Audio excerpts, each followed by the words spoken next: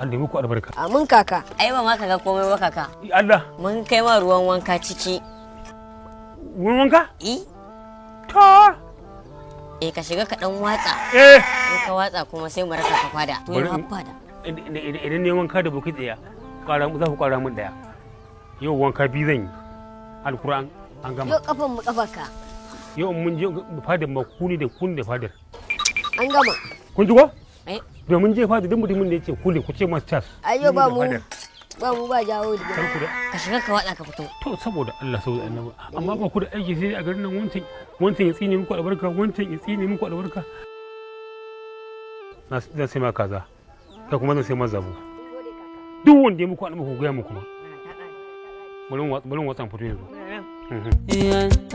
Gatanan ku, ka zo mu ji da mai gari, shi da jikokinsa, jikokin mai gari. Loko ne su, gun mai garin su, jikokin mai gari. Kuma fitina ne, gun yan garin su, jikokin mai gari. Kuma za su yi garin gaba mai taɓa su. Kai! Kai!